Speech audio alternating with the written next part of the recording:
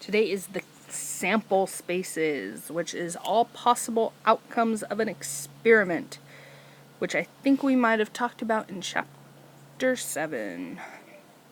We also have the fundamental counting principle. If one event has m possible outcomes and a second event has n possible outcomes, after the first event has occurred, then there are m times n total possible outcomes for the two events.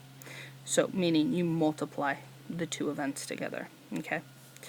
So one bag has a red tile, a blue tile, and a green tile. A second bag has a red tile and a blue tile. Vincent draws one tile from each bag. What are all the possible outcomes? How many outcomes are in the sample space? So, to understand the problem, we need to find all the possible outcomes of drawing one tile from each bag.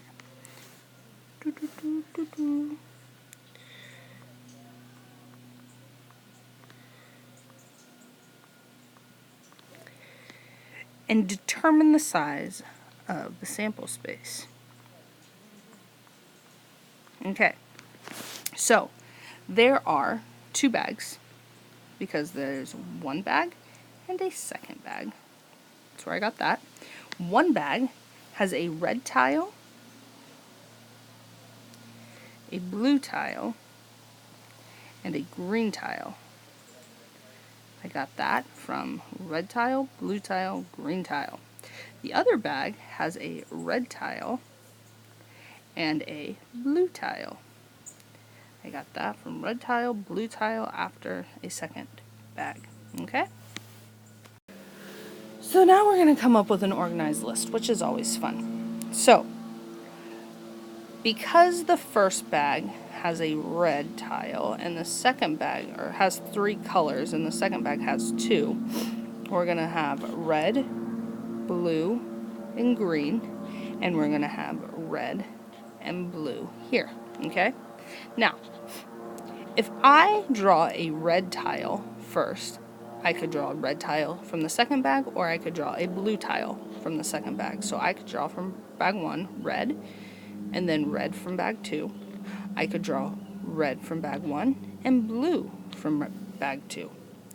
Or, if I draw blue first, I could draw red from the second bag.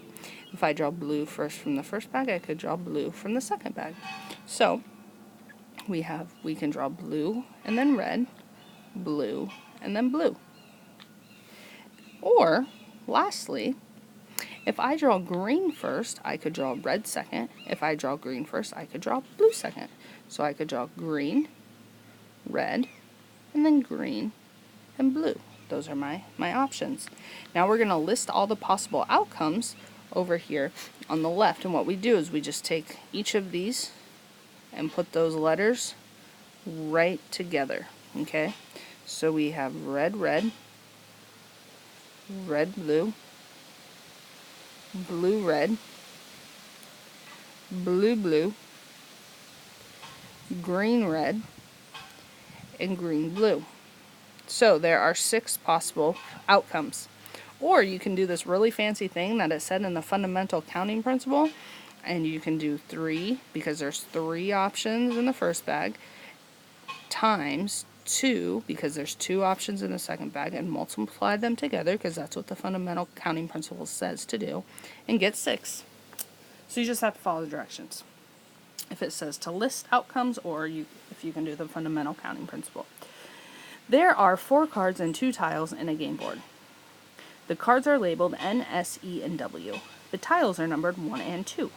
A player randomly selects 1 card and 1 tile. What are all the possible outcomes? How many outcomes are in the sample? You can make a tree diagram, which is so fun, to show the sample space. List each letter of the cards, then list the color of the tiles.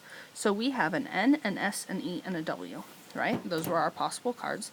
And for each one, we could draw, if we drew an N first, we could draw a 1 or a 2. If we drew an S, we could draw a 1 or a 2. If we drew E, we could draw a 1 or a 2. And if we drew a W, we could draw a 1 or a 2.